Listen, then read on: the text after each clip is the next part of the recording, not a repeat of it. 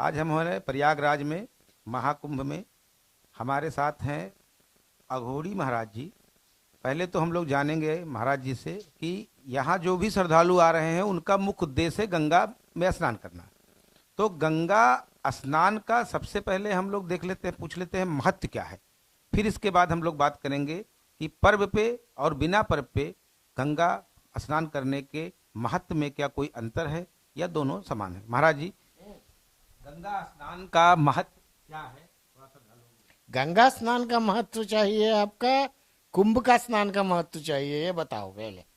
गंगा स्नान कुंभ में के समय में गंगा स्नान का महत्व क्या है? पहले कुंभ स्नान का महत्व बताता हूँ। समुद्र मंथन होने के बाद 4 अमृत बिंदु 4 जगह पर पड़ा है।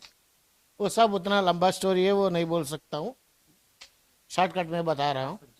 हाँ, उसमें गंगा में पड़ा है अमृत बिंदु। उसी समय कुंभ शुरू हो गया, वो कुंभ मेला बोलता है। मतलब ये कुंभ मेला में नहाना है तो क्या फायदा है। पूरा हम लोगों का 33 करोड़ देवता देवी देवता लोग हैं। गंगा माई सोचता है हम इतना आदमी को पुण्य दे रहा हूं, पाप हम ले रहा हूं, वो लोगों का, भक्तजनों का पाप ले रहा हूं, हमारा पाप कौन लेगा। तब वो 33 करोड़ देवता लोग हैं, वो आके गंगा में नहाता है, मतलब गंगा का पाप भी निकाल दिया। यही कुंभ का असली मजा है। गंगा में हर साल कितना करोड़ों लाखों आदमी आके नहा रहा है, उसका पाप प्रक्षालन हो रहा है। चुटकी में एक ही बार गंगा माई का पूरा पाप प्रक्षाल हो गया। मतलब गंगा माई का पाप नहीं होगा, लेकिन एक कहानी का तरफ बता रहा हूं मैं।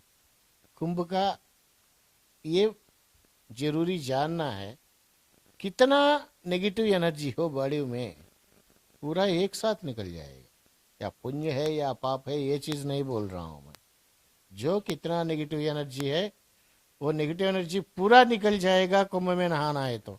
या गंगा में नहाओ, या यमुना में नहाओ, या सरस्वती में नहाओ, कहीं भी नहा सकता है, लेकिन फरवरी 26 तारीख के अंदर है। उसके बाद कुंभ नहीं होगा, खत्म हो जाएगा। ऐसा ही जब नहाएगा, जान से नहाइए, आराम से नहाइए, अच्छे से नहाइए, संकल्प करिए, पहले संकल्प करके नहाइए। जो भी आपका और समय है, पितृ कार्य करना चाहिए, पिंडदान लेना देना चाहिए, दे दीजिए। बहुत बढ़िया समय है, ये सब चीज करिए। पिंडदान लेगा तो वो खाएगा क्या, ये वितंडवाद मत करिए, खाएगा, पक्का खाएगा। जो आप लोगों का पितृ देवता लोग है, जो आप देगा वो जरूर लेता है। कारण क्या है, ऐसा अच्छा अच्छा पर्व दिन में, पुण्य स्नान का फल में, आपसे पहले आपका पितृ देवता लोग वहां आके पहुंचता है। अरे हमारा लड़का आ रहा है, हमको पिंडदान करेगा ये नहा के, सोचता है। इसीलिए आप जो भी करो सब होता है। आराम से नहाइए, अच्छा से नहाइए। महाराज जी, जीवन का सत्य क्या है? जीवन का सच का मतलब अर्थ क्या है, पहले ये बताओ। जीवन के सत्य का मतलब, जो लोग दिनचर्या में भागते जा रहे हैं, घूमते जा रहे हैं, परेशान हैं, और एक आप लोग हैं कि दुनिया को छोड़ के सिर्फ ऊपर वाले भगवान शिव शंकर के भक्त में जुड़े हुए हैं, तो ये एक्चुअल में सत्यता है क्या? हम क्या रहस्य है इसका? आप दौड़िएगा मत, एक ही जगह पर बैठो तो क्या होगा। नहीं, जैसे जो लोग दिन भर पैसे रुपए के चक्कर में घूमते जा रहे हैं, अपने को छोड़ते जा रहे हैं, ना भगवान में उनकी कोई लीनता है, उनको ये लगता है कि जो शारीरिक सामाजिक सुख है वही ही सत्य है, या आध्यात्मिक सत्य भैया, सत्य है। जीवन का बारे में आप पूछ रहा है, भगवान का बारे में पूछ रहा है, ये छोड़ दो। पहले जीवन माता पिता को तो देख लो, बाद में जीवन क्या है पता चलेगा। जो माता को नहीं देखता है, जो पिता को नहीं देखता है, जीवन का बारे में सोचता है, भगवान का बारे में सोचता है, भाड़ में जाने दो भगवान को, वो आखिरी में आया। पहले कौन था? माता पिता गुरु दैव। आखिरी में भगवान आया। पहले ये लोगों को देखेगा ना भगवान आनंद होगा, तो भगवान आनंद होगा ना तब ना आपका जीवन सुखमय होगा। ये सब नहीं सोचता है वहां जाओ भाड़ में जाओ, अचानक पैसा आना है हमको। कैसा आएगा पैसा अचानक? बहुत सा बाबा लोग है, नकली बाबा लोग बहुत सा है। नींबू उठाएगा नींबू नीचे कर देगा, बहुत देख चुका है।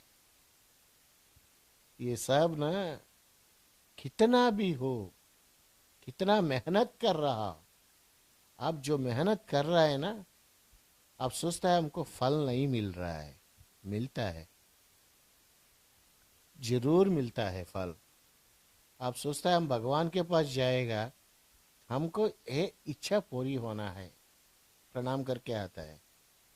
भगवान चूतिया है क्या? आप क्यों आया, क्या मन में रख के आया, उसको नहीं मालूम। आप जो भी बोलो वो सुनता है, लेकिन उस समय आपको क्या जरूरत है वही देता है। आप जो पूछा है वो नहीं देता है भगवान, क्या जरूरत है वो देता है। इसलिए विश्वास रखो भगवान पर। ये भगवान से पहले ही माता पिता का ऊपर विश्वास रखो, हर चीज अच्छा होता है, हर जीवन शांति से चलता है, हर जीवन हड़बड़ काम से नहीं होगा, आराम से ही होता है। महाराज जी, एक बाबा आईआईटी बाबा बड़ा चर्चित रहे हैं। सबसे पहले आपने ही उनके बारे में बताया था प्रयागराज में, जब कोई नहीं जानता था आईआईटी बाबा को, तब आपने उनके बारे में बताया था कि एक बाबा आने वाले, उनके बारे में आपने जानकारी लोगों को दी थी। उसके बाद मीडिया वहां पर पहुंचा, बाबा इतने चर्चित हुए। थोड़ा सा उनके बारे में कुछ बताएं महाराज जी। भैया आदित्यवम के बारे में बताना चाहिए तो हमारा मन में सोचना चाहिए तो वो बड़ा विद्वान है, बहुत ज्ञानी है, मान के चलिए वो अवधूत है, वो जो बोलेगा वो जरूर होता है। आप सोचता है आईआईटी बाबा, आईआईटी बाबा, उसको क्या जरूरत है लाखों रुपया छोड़ के संन्यास जीवन में आने के लिए? आराम से एसी में बैठ सकता है, एसी गाड़ी में घुमा सकता है, एसी फ्लाइट्स में जा सकता है। वो सब सब छोड़ दिया, क्यों आया?